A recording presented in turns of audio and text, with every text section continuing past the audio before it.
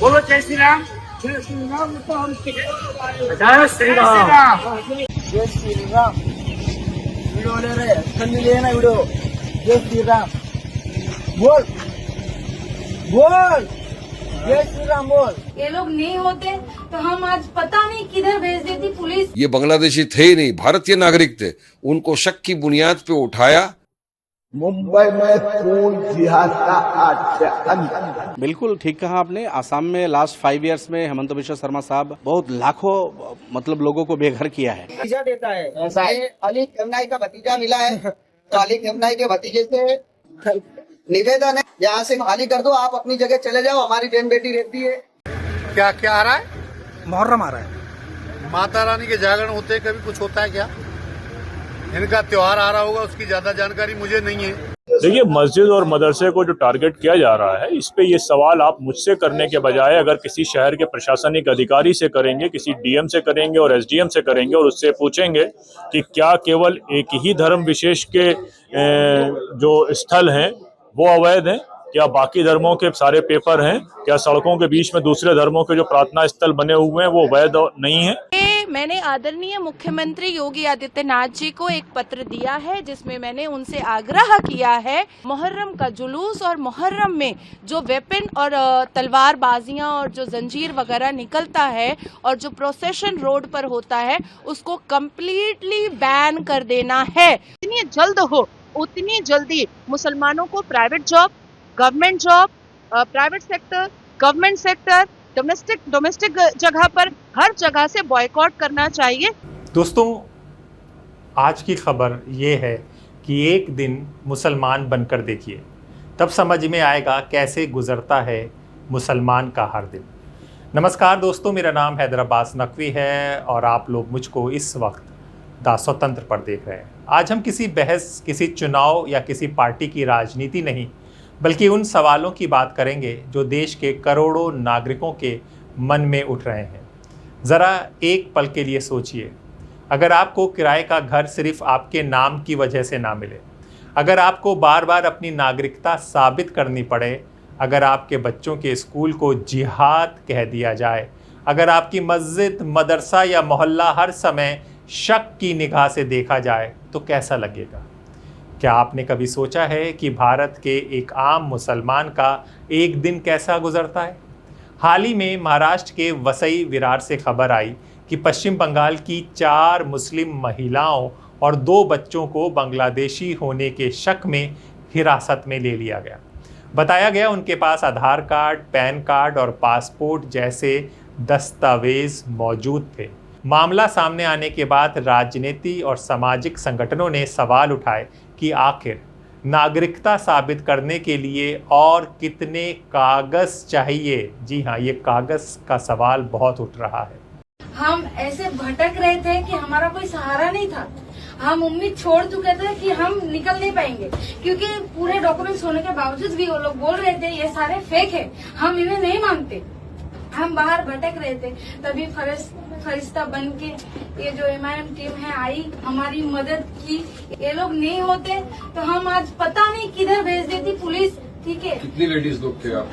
ये 4 लेडीज लोग हैं, 2 बच्चे, एक 10 साल का बच्चा, ये मेरा 1.5 बच्चा तो 1.5 साल का। इसमें ये अस्थमा पेशेंट थे। जब इनको रात में मैंने 3:30 बजे पंप लेते देखा ना, तो बस बर्दाश्त नहीं हुआ कि ये इस तरीके से, इस सिचुएशन से गुजर रहे हैं और इनके साथ इस तरीके का बर्ताव। ये दवा लेने जा रहे, वहाँ पे कहा गया कि ये भाग गए, फरार हो गए। अरे ये यहीं रहते, ये इंडियन है, ये कैसे भागेंगे? अगर हमको भागना ही है तो हम यहाँ पे वापस क्यों आते? ये रह रहे यहाँ पर, इनके लोग रह रहे, इनके घर वाले रह रहे, ये यहाँ पे काम कर रहे, इनकी नेशनलिटी छीनी जा रही थी। ये बहुत बड़ा मुद्दा है और हमारे जो है वारिस पठान साहब ने इसको बहुत ज्यादा अच्छे तरीके से कोऑपरेट करवा कर हमारे सीपी साहब से बात की। ये जो मुमकिन नहीं था, किसी से कोई नेता जो है यहाँ पर आकर खड़ा नहीं हुआ।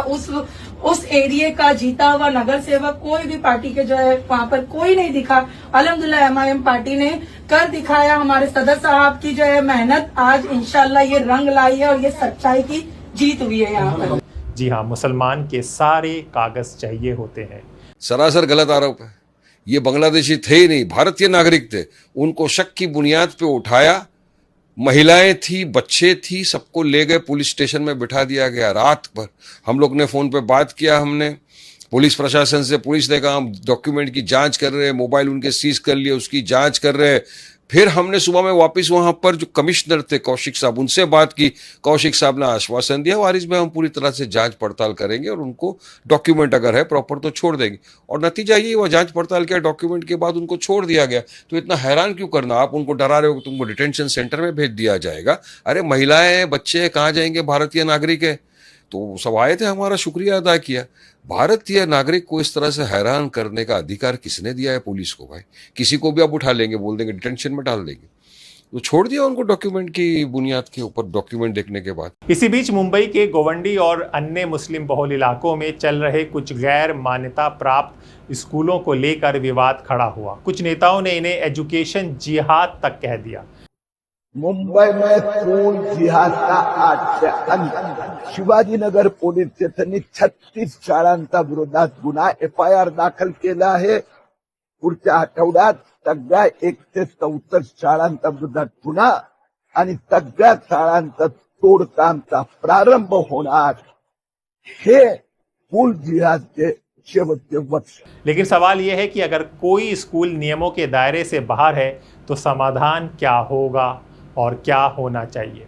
बच्चों की पढ़ाई बंद कर देना या फिर उन्हें नियमित करने का रास्ता निकालना? क्योंकि शिक्षा का अधिकार भारतीय संविधान और RTE कानून के तहत हर बच्चे का अधिकार है। जी हाँ, देश के अलग अलग हिस्सों से ऐसी घटनाएं भी सामने आती हैं जहां धार्मिक पहचान को लेकर लोगों को सार्वजनिक रूप से अपमानित किया जाता है। उत्तर प्रदेश के सिद्धार्थनगर का एक वीडियो सोशल मीडिया पर चर्चा में रहा, जिसमें एक बुजुर्ग से कथित तौर पर नारे लगवाने की कोशिश की गई। बोलो जय श्री राम। जय श्री राम। जय श्री राम। जय श्री कृष्णा। जय श्री राम। बोलो जय श्री राम। जय श्री राम मिलेगा तभी प्रसाद मिलेगा। जय श्री राम। महाराष्ट्र के जलगांव में एक इमाम के साथ कथित दुर्व्यवहार और धार्मिक नारे लगाने का दबाव बनाने के आरोप लगे। बाद में पुलिस में मामला दर्ज हुआ। जय श्री राम। वीडियो ले रहे हैं ना वीडियो। जय श्री राम बोल बोल। जय श्री राम बोल। तू मेरे गांव में किस लिए आए रे? किसको कर आए तू? अजय फिल्म से बहुत बढ़िया। कितने लोग हैं? डाल देंगे सब। तो मैं आया नहीं, तू एक की बात बोल। गाड़ी बंद कर, गाड़ी बंद कर। ये ना आसमानी काम है। मेरे ऊपर बिचले उसको बोल रहा, बोल। छत्रपति शिवाजी महाराज बोल। छत्रपति शिवाजी महाराज बोले। छत्रपति शिवाजी महाराज की जय बोला रे। शिवाजी महाराज की जय। छत्रपति शिवाजी महाराज की जय। जय श्री राम। जय श्री राम। जय श्री राम। जोर से हाथ ऊपर कर। जय जय श्री राम। सीताराम। जय सीताराम। हाँ। माझं नाव हेमंत मच्छिंद्र पवार, राहणार तामसवाडी, तालुका पारोळा, जिल्हा जळगाव। सकाळी 6 वाजता माझ्याकडून मुस्लिम समाजाच्या विषयी माझ्याकडून चुकी झाली, बोललं गेलं। मला या बोलल्याबद्दल माफ करा।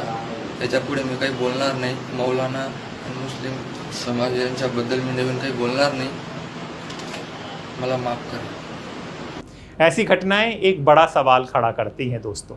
क्या किसी भारतीय नागरिक की गरिमा उसके धर्म के आधार पर तय की जाएगी? महाराष्ट्र के सांगली जिले के अराला से भी चिंताजनक खबर आई।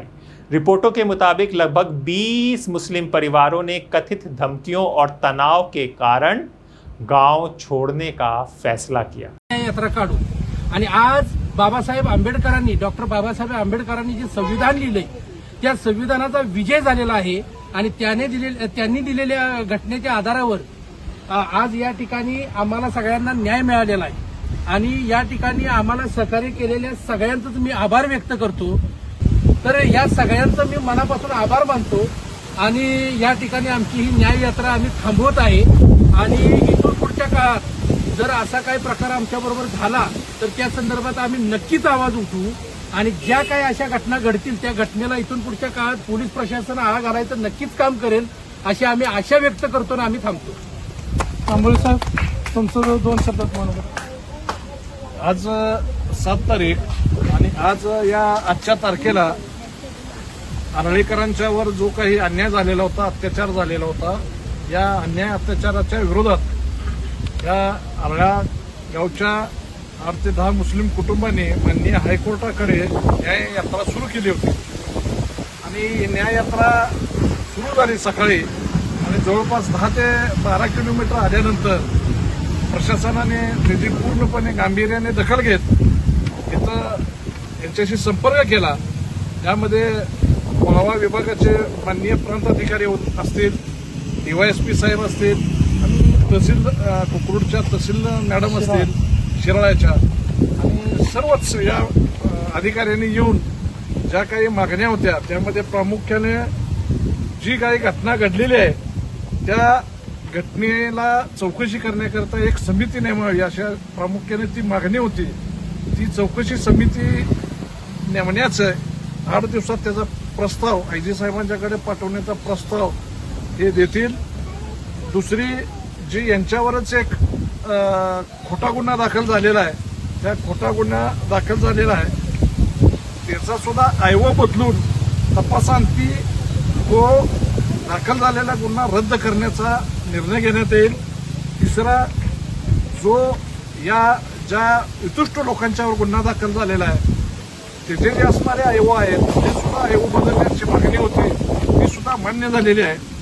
आणि सर्वात महत्वाचं म्हणजे जामीनवर सुटलेले जे काही आरोपी आहेत जे जामीनवर सुटल्यानंतर सुद्धा परत त्यांनी उच्छाद मांडला आणि जणू काय स्वातंत्र्याची लढाई लढून आम्ही आलो आहे असा जो काय त्यांचा आविर्भाव होता हा वास्तविक पाहता हा सुद्धा एका प्रकारे गुन्हाच होता. इन परिवारों का कहना है कि उन्हें सुरक्षा और न्याय चाहिए. अगर किसी नागरिक को अपने ही गांव में डर महसूस होने लगे तो ये सिर्फ एक समुदाय का नहीं पूरे लोकतंत्र का सवाल बन जाता है. जी हाँ, वहीं राजस्थान के भरतपुर में एक मुस्लिम दुकानदार के साथ मारपीट का मामला भी चर्चा में है. आरोप था कि उसकी दुकान पर बेचे जा रहे जूस में मांस के टुकड़े मिले, लेकिन कानून का सिद्धांत साफ है, दोष साबित करने का अधिकार अदालत का है, भीड़ का नहीं. अगर हर आरोप का फैसला सड़क पर होगा तो न्याय व्यवस्था का क्या होगा.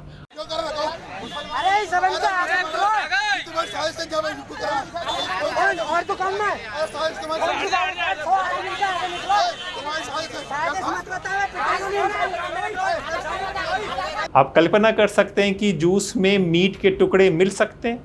कोई मीट का टुकड़ा डाल के जूस बेच सकता है. आप खुद समझदार हैं. दूसरी तस्वीर हम आपको दिखाते हैं. दूसरी तरफ तस्वीर का एक दूसरा पहलू भी है.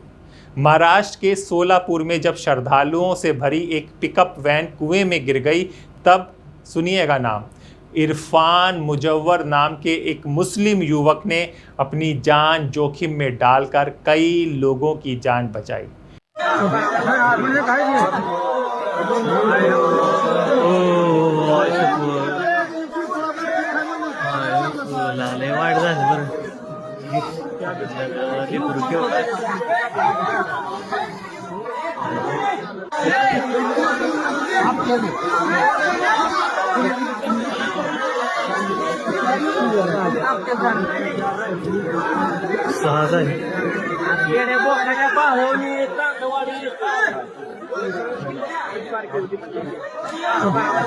ये मामला, ये मुसलमान लोगों की जान बचाने में कभी पीछे नहीं हटते. दिल्ली के मालवीय नगर के जो होटल में आग लगी तो आप देख सकते थे आगे सबसे पहले जान बचाने में जो शख्स आए उनका धर्म वही धर्म है जिसे पूरा देश में एक संदिग्ध की नज़र से देखा जाने लगा है. जी हाँ, उसने जब ये जान बचा रहे थे ये लोग, उस समय उन लोगों ने किसी का धर्म नहीं पूछा. उसने सिर्फ इंसानियत निभाई और शायद यही भारत की असली पहचान है जिसे हम बार बार आपको बताते हैं. लेकिन असम में चल रही बेदखली की कार्रवाई को लेकर भी राजनीतिक विवाद जारी है।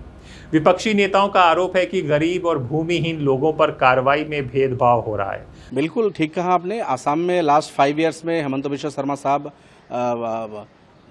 बहुत लाखों मतलब लोगों को बेघर किया है, जिनका सरकारी ज़मीन पे रह रहे थे, जिनके पास ज़मीन नहीं है, लैंड नहीं है, लैंडलेस लोग हैं, वो भारतीय है, वो आसामीस है, वो यहाँ के सिटीजन है, यहाँ के बाशिंदा है, उनको भारत के संविधान ने बराबर का राइट दिया हुआ है। लेकिन गरीब है बेचारा, उसके पास लैंड नहीं है। लेकिन उनको क्या किया, चुन चुन के एक कम्युनिटी को टारगेट करके उनको इवेक्ट किया है और दूसरे भाइयों को लैंड का अलॉटमेंट दिया है। आसाम में 4-5 लाख हिंदू भाइयों को, हिंदू फैमिलीज को ज़मीन दिया है, लैंड अलॉट किया है। हमें आपत्ति नहीं है, अच्छी बात है। लेकिन मुसलमान को 1 बीघा लैंड भी नहीं दिया। अदर साइड क्या किया, इनको इवेक्ट किया है, लाखों मुसलमान को बेघर किया है, उनका घर तोड़ दिया है, वो रोड पे है। अभी दोबारा इवेक्शन करने का, दोबारा इस तरह के इवेक्शन ड्राइव चलाने का जो बातें कर रहे हैं, ये क्या खतरनाक साजिश है एक कम्युनिटी के खिलाफ। और ये करने से क्या फ़ायदा होगा? इन गरीबों को रास्ते में लाके आपका मन में क्या है, क्या मतलब आप तिप्ती लेना चाहते हैं? गरीब को तड़पा तड़पा के मार के, गरीब को रोड पे लाके, गरीब को सजा दे के, गरीब का घर तोड़ के, आशियाना तोड़ के, गरीब के बच्चों को स्कूल जाने का सुविधा बंद करके, मुख्यमंत्री साहब आप आराम से नहीं सो सकते। आपका भी एक दिल है, आप अपने दिल से पूछिए, ये जो लाखों लोगों को आप बेघर कर रहे हैं, ये यही के बाशिंदे हैं, यही के मूल लोग हैं, वो कोई विदेशी नहीं है। हाँ, वो गरीब है, आप अमीर है, आप मुख्यमंत्री है, आपके पास प्रॉपर्टी है, आपके पास हजारों बीघा जमीन है, लेकिन उन गरीबों के पास जमीन नहीं है। अदरवाइज वो गरीब आप जैसे ही यहाँ के सिटीजन है, यहाँ के नागरिक है, यहाँ के सुविधा के हकदार है। लेकिन इतनी बात है कि वो गरीब है, आप अमीर है, आप मालदार है। मुख्यमंत्री से मैं आग्रह करूंगा, आप ये दुस्साहस मत कीजिए। इन गरीबों के घर तोड़ के रोड पे लाके आप अपने स्टेट को बर्बाद करने जा रहे हैं, इसलिए कि वो स्टेट का हिस्सा है। आसाम के मुसलमान या ये गरीब, ये दलित, ये माइनॉरिटीज़, यहाँ के 1/3 पॉपुलेशन ये आसाम का हिस्सा है। जैसा कि एक बॉडी का 2 हाथ होते हैं, 2 पैर है, 2 आंखें हैं, ये लोग जो है ये आसाम के हाथ, पैर, आंखें, ये जिस तरह एक बॉडी का होता है, ये लोग वैसे ही हैं। तो एक स्टेट के लोगों के एक हाथ काट के, एक पैर काट के, एक आग उठा के आप कैसे तंदुरुस्त रहेंगे? आप कैसे बोलेंगे कि बिल्कुल हमारा सेहत ठीक है, हमारा बिल्कुल हेल्थ ठीक है? बर्बाद मत कीजिए स्टेट को। इन लोगों को आप रोड पे लाएंगे तो मतलब क्या हो, GDP घट जाएगा। स्टेट में क्या बोलते हैं, अंडर प्रिविलेज लोगों का संख्या बहुत ज़्यादा हो जाएगा, बिलो द पॉवर्टी लाइन लोगों का संख्या बढ़ जाएगा, रोड पे सोने वाले लोगों का लोग भर जाए, मतलब ज़्यादा हो जाएगा संख्या। ये लोग कहीं नहीं जाएंगे, आप तोड़ देंगे तो क्या करेगा? रोड पे रहेंगे, आसमान के नीचे रहेंगे। लेकिन इनके लिए जाने की कोई जगह नहीं है। ये कोई गुजराती नहीं है कि गुजरात चले जाएंगे, ये कोई दूसरे स्टेट के लोग नहीं है कि वहाँ चले जाएंगे, आसमान में नहीं चले जाएंगे, मंगल में नहीं चले जाएंगे। ये आसाम के लोग हैं, गरीब है, उनका घर तोड़ देंगे, रोड पे चले जाएगा, रास्ता पे रहेगा, फुटपाथ पे रहेगा, भीख मांगेगा। तो अपने मुल्क के 1 करोड़ लोगों को टारगेट बना के अपने शरीर को हाथ पैर काट के एक हैंडीकैप्ड स्टेट, हैंडीकैप्ड बॉडी बनाने का कोशिश मत कीजिए। यही मुख्यमंत्री से हमारा कहना है। वहीं सरकार का कहना है अवैध कब्जों के खिलाफ कानून के तहत कार्रवाई की जा रही है। सच्चाई क्या है, इसका फैसला तथ्यों और न्यायिक प्रक्रियाओं से होना चाहिए। लेकिन ये ज़रूर याद रखना चाहिए होगा कि हर नागरिक को कानून के सामने समान अधिकार प्राप्त हो। दोस्तों, वहीं गुजरात के अहमदाबाद से सामने आए एक वीडियो ने एक युवक से उसकी पहचान पूछे जाने और धर्म के आधार पर किराए का घर खाली करने की बात कही गई। कहाँ के हो?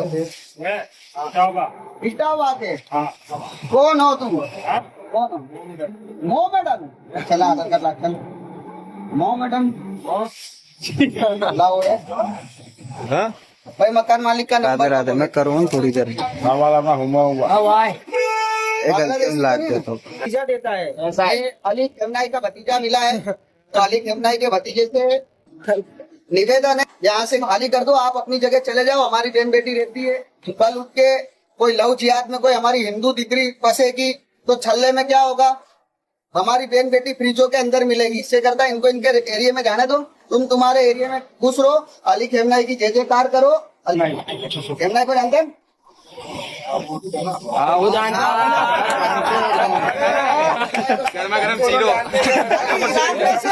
आनी चाहिए इन लोगों को, हिंदुस्तान उड़ाओ। हिंदुस्तान में अगर कुछ होता है इनको पता नहीं, लेकिन ईरान में जो होता है इनको सब पता होता है।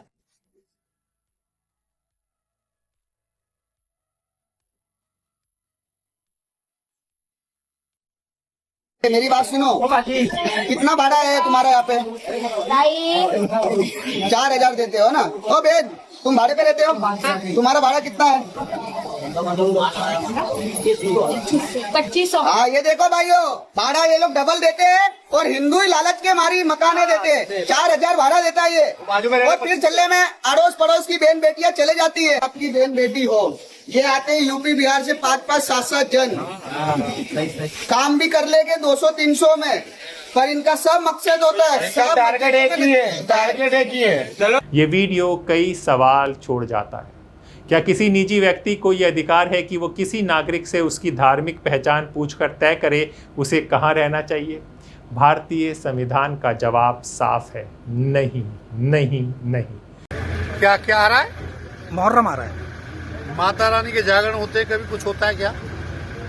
इनका त्योहार आ रहा होगा, उसकी ज्यादा जानकारी मुझे नहीं है, लेकिन अलीगढ़ में मेरा प्रशासन, मेरे जिलाधिकारी कप्तान बहुत मजबूत हैं। यहाँ पथराव की तो बात छोड़ो, अलीगढ़ का सांसद सतीश गौतम है, पंछी भी पूछ के उड़ता है। पथरा छोड़िए, सड़क फड़क छोड़िए, वो जमाने गए। इसी यूनिवर्सिटी के अंदर वंदे मातरम, जय श्री राम के नारे गूंजे, ये वही अलीगढ़ है। कोई परिवर्तन नहीं हुआ है। नेतृत्व अच्छा चाहिए। जनता ने मुझे तीसरी बार चुना है, नेतृत्व देने का काम कर रहे हैं। जनता जिस सद्भावना की भावना से रह रही है, उनको कहीं भी कोई परेशानी नहीं। जिस तरीके से जुलूस निकलता है रोड पे, पब्लिक परेशान, नहीं, वो परमिशन दी जाएगी प्रशासन के द्वारा। प्रशासन देखेगा कहाँ के परमिशन दी जाती है, और जुलूस भी निकलेगा तो शांतिप्रिय तरीके से निकलेगा। ऐसा कोई कृत्य नहीं होगा जिसमें दूसरे की उसको किसी से उससे वो क्या बोलते हैं, थोड़ा सा मैं किसी की भावनाओं को ठेस पहुंचे, वो ठेस तो नहीं पहुंचेगी। जुलूस निकलेगा, अपना त्योहार मनाइए, लेकिन किसी की भावनाओं से खिलवाड़ कोई नहीं कर सकता। तो ये अलीगढ़ है। मुहर्रम के लिए कुछ यार ये जरूरी है तुम्हें मेरे से नाम लिखवाना?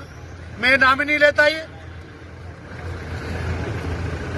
दोस्तों, ये वीडियो जो हमने आपको बनाया है, ये एपिसोड किसी धर्म को महान या किसी धर्म को बुरा साबित करने के लिए नहीं है। देखिए, मस्जिद और मदरसे को जो टारगेट किया जा रहा है, इस पे ये सवाल आप मुझसे करने के बजाय अगर किसी शहर के प्रशासनिक अधिकारी से करेंगे, किसी डीएम से करेंगे और एसडीएम से करेंगे और उससे पूछेंगे कि क्या केवल एक ही धर्म विशेष के जो स्थल हैं वो अवैध हैं, क्या बाकी धर्मों के सारे पेपर हैं, क्या सड़कों के बीच में दूसरे धर्मों के जो प्रार्थना स्थल बने हुए हैं वो वैध नहीं है? तो ये वैध और अवैध की बात नहीं है, ये किसी कम्युनिटी को कलेक्टिव पनिशमेंट देने की और उसको नीचा दिखाने की और उसको सेकंड ग्रेड सिटीजन बनाने की कार्रवाई है। इसमें प्रशासन के अधिकारियों को ये समझना चाहिए, जो इलाहाबाद हाई कोर्ट के एक जज ने अभी रिसेंट कहा है कि लगता है कि वो अधिकारी किसी संविधान के अनुरूप काम नहीं कर रहे हैं बल्कि किसी पार्टी के पेरोल में है। तो वो पार्टी के पेरोल वाले अधिकारियों को भी याद रखना चाहिए कि ये सरकारें भी जाएंगी तब उनसे भी हिसाब होगा। ये सिर्फ एक सवाल पूछने के लिए है, क्या हम ऐसा भारत चाहते हैं जहां किसी नागरिक को बार बार अपनी देशभक्ति, अपनी नागरिकता और अपने अस्तित्व का सबूत देना पड़े? मैंने आदरणीय मुख्यमंत्री योगी आदित्यनाथ जी को एक पत्र दिया है, जिसमें मैंने उनसे आग्रह किया है कि जिस हिसाब से गाजियाबाद खोड़ा में सूर्या की जान गई है और बकरीद ईद उल अजहा के मौके पर एक हिंदू बेटे की कुर्बानी जानवर समझ के किया गया है, उसके बाद मुहर्रम का जुलूस और मुहर्रम में जो वेपन और तलवारबाजियां और जो जंजीर वगैरह निकलता है और जो प्रोसेशन रोड पर होता है, उसको कंप्लीटली बैन कर देना है। अब इसकी दो वजह है। एक, देश के कानून के हिसाब से किसी भी तरीके का कोई भी वेपन नहीं निकलना चाहिए, इसमें आर्म्स एक्ट आता है। दूसरा, देश के संविधान और देश के कानून के हिसाब से आप एकजुट गैदरिंग करके आप ब्लडशेड वगैरह गैदरिंग भी नहीं कर सकते, ब्लडशेड भी नहीं कर सकते, जिससे दूसरे धर्मों को प्रॉब्लम सामने में आए। अब मजहब वालों का क्या है कि ये बचपन से काटते पीटते रहते हैं, कभी अपना अंग ही काट लेते हैं, कभी जानवर काट लेते हैं, कभी सर तन से जुदा करके इंसान काट देते हैं। तो इनको शायद ब्लड से कोई प्रॉब्लम ना हो, लेकिन दूसरे मजहब के लोगों को ब्लड शेड से प्रॉब्लम होता है। तो ये क्रिमिनल एक्टिविटीज को मुहर्रम के नाम पर जो किया जाता है मुसलमानों के द्वारा, उसको बंद कर देना चाहिए। तीसरा कि कुरान भी इस बात की इजाजत नहीं देता है कि आप मुहर्रम के नाम पर मातम करें। हमारे पैगंबर मोहम्मद सल्लल्लाहु अलैहि वसल्लम कई हदीसों में ये वाज़ाह करते हैं कि अगर आपके घर में भी किसी की वफात हो जाए तो आप 3 दिन से ज्यादा सोग नहीं मना सकते। तो ये आखिर इमाम हसन हुसैन का कत्ले आम करने वाले शिया अब तक सोग किस बात का मना रहे हैं? क्या कुरान नहीं मानते? क्या पैगंबर मोहम्मद को नहीं मानते? तो ये मैंने पत्र आज उनको सुबह में ही मेल किया है। ये बात सही आप या फिर ऐसा भारत जहां कानून सबके लिए बराबर हो और इंसान को इंसान समझा जाए, क्योंकि नफरत का सबसे बड़ा नुकसान सिर्फ एक समुदाय नहीं उठाता, उसका नुकसान पूरा देश उठाता है। और जब किसी एक नागरिक का डर बढ़ता है तो लोकतंत्र थोड़ा और कमजोर हो जाए। जितनी जल्द हो उतनी जल्दी मुसलमानों को private job, government job, private sector, government sector, domestic जगह पर हर जगह से बॉयकॉट करना चाहिए। किसी भी तरीके का कोई रिश्ता या किसी भी तरीके का कोई जॉब वगैरह अभी प्रोवाइड नहीं करना चाहिए, क्योंकि जिस हिसाब से आईएसआई के एजेंट्स अरेस्ट हो रहे हैं, जिस हिसाब से असामाजिक तत्वों को अरेस्ट किया जा रहा है, ऐसा कोई दिन नहीं जाता है कि आईएसआई के एजेंट नहीं अरेस्ट होते हैं, ऐसा कोई दिन नहीं जाता है कि आतंकवादी अरेस्ट नहीं होते हैं। एटीएस डिपार्टमेंट से लेकर के आप सुरक्षा एजेंसी से लेकर के सबके न्यूज़ को देखिए। तो अभी फिलहाल 2 साल 3 साल के लिए मुसलमानों को बॉयकॉट करना बहुत ज़रूरी है। और जब वो मुसलमान खुद ही चीख कर कह रहे हैं कि उनके लिए पहले इस्लाम है, उनके लिए संविधान बाद में है, वो वंदे मातरम नहीं कहेंगे, वो भारत माता की जय नहीं कहेंगे, तो शक की सुई तो उन पर जाती ही। सोचिएगा ज़रूर, अगर एक दिन के लिए आप उस व्यक्ति की जगह होते तो क्या महसूस करते। दास स्वतंत्र।